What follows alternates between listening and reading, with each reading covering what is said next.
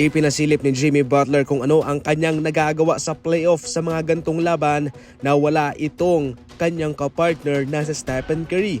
Ito mga idol, muntik lang mag-triple-double itong si Jimmy Butler. 24, 8 rebounds, 10 assist para buhatin itong Golden State Warriors na walang Stephen Curry. Hindi rin nagpahuli si Podziemski and Buddy Hield na pumuntos ng 17 and 15 points at mayroong tig-4 na 3 na naipasok. Samantalang si Draymond Green nagkaroon ng 3 puntos, pero mga idol, heto pa ang kanyang ginawa. 10 rebounds, 4 na assist, 4 na blocks, 2 steal sa loob ng 36 minutes para makatulong kay Jimmy Butler. Hindi mo kinakailangan na pumuntos ng malaki, pero malaki ang kanyang nagagawa sa pagdepensa, sa pag-playmake, sa pag-assist, sa pag-blocks, sa pag-steals. Yan ho ang nagagawa ni Draymond Green. Sa Milwaukee Bucks naman, yung kanilang kakulangan ay hindi sila masyadong magandang dumepensa. Marami silang pinapalampas mga idol. Kung sa stats naman, kitang-kita naman dyan na nagdomina itong Golden State Warriors sa kanilang mga numero dyan kumpara sa Milwaukee Bucks. Panalo ang Golden State Warriors, eto na ang ika-40 panalo nila sa season na ito. Walang Jason Tatum, walang Brown. Laban sa Brooklyn Nets, walang problema yan.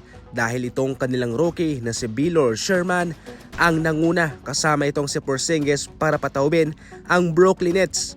Gumawa pa ng record itong si Sherman bilang kauna-unahang rookie na siyang nakapagtala ng 20 puntos mahigit, less than 20 minutes na playing time sa season na ito. Meron siyang 20 points mga idol.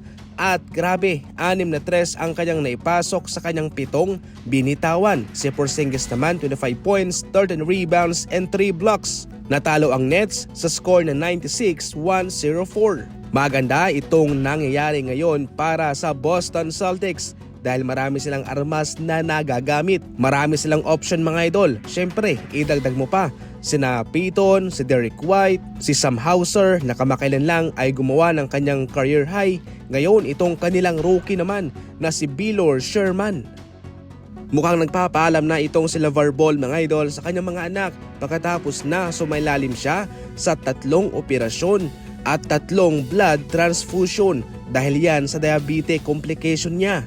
Ayon sa detalye, sinabi pa ni LeVar Ball sa kanyang anak na si Gilo Oli Angelo Ball na ipagpatuloy niya daw kung ano ang kanyang ginagawa at alagaan daw niya ang kanyang mga kapatid na sina Lonzo Ball at LaMelo Ball dahil ang makita niya ang mga ito na magkasama ay gumagaan ang kanyang pakiramdam. Ayon pa mismo sa isang doktor mga idol, big baller, munti ka nang mag-shutdown ang iyong katawan.